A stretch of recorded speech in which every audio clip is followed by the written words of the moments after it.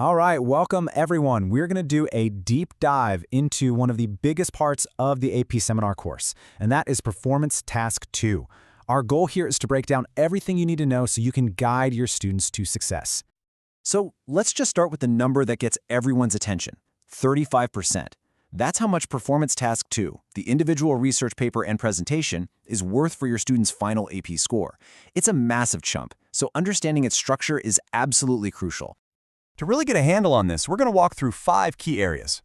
We'll start by deconstructing the task itself. Then we'll map out the whole journey.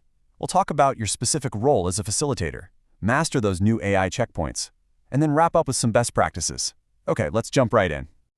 First up, let's deconstruct Performance Task 2. We need to break down exactly what it's made of because, it's not just one essay. It's actually a whole multi-part assessment. Okay, so how does that big 35% actually break down? Well, take a look at this. The individual written argument, the IWA, is the absolute heavyweight here. It's 70% of the task score.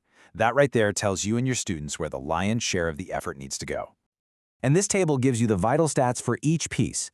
Now notice the IWA is 2,000 words, and it's scored by the College Board.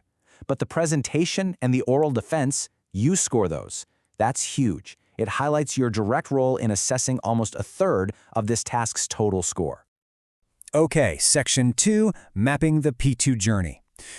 With this task, pacing is everything. So let's really look at this 30-day window and those key deadlines. So the whole process really kicks off when the College Board drops the stimulus materials. But the starting gun for your students is the moment you release those materials to them. That's when this critical 30-school-day window begins. It's their protected time for research and writing, all leading up to that big April 30th submission deadline. And this is a really, really important point. That 30-day period is sacred time for student work. You can't start presentations early. They have to be scheduled for after that window is completely closed. This makes sure every single student gets the full allotted time to do their research and their writing. And that leads us right into Section 3, your role as the facilitator. This is all about how to guide your students ethically and effectively. And believe me, your role has some very clear, very important boundaries. This slide just illustrates those boundaries perfectly. Think of yourself as a guide, not a ghostwriter. You absolutely should be holding meetings to check in on their progress, and you can suggest general resources, like databases. But what you can't do is edit, proofread, or give that directive feedback like, hey, you should add this source right here. The work has to be, from start to finish, the student's own. Next up, Section 4. We're going to tackle mastering the AI checkpoints. This is a pretty critical and new evolution in your role, and it's all about making sure the work is authentic in this, digital age.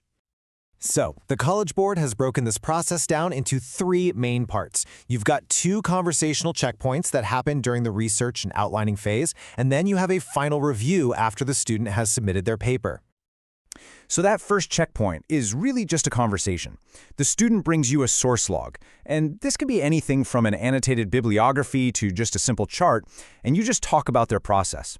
The goal here isn't to grade the log, it's to make sure that they are the ones genuinely engaging with the material.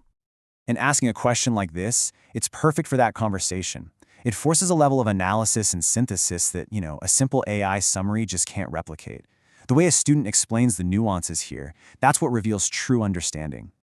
All right, the second checkpoint, which is for the IWA only, shifts gears from sources to structure. The student hands in an outline, and this could be a traditional list, it could be a mind map, whatever works, and then they have to present and defend the logic of their argument to you. Asking a student to explain the logical flow of their paper, to really articulate the why behind their structure, it's such a powerful way to verify that they, and not some AI tool, actually constructed the argument. It just makes their thinking visible. Now here's the crucial part. Attesting to these checkpoints in the digital portfolio is mandatory. It is not optional.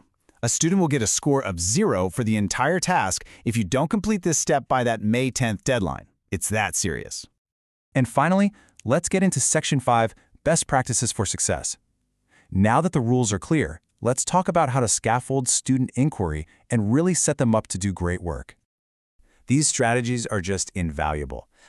Kicking things off with a Socratic seminar on the stimulus materials, it gets students talking, it gets them making those thematic connections right from day one.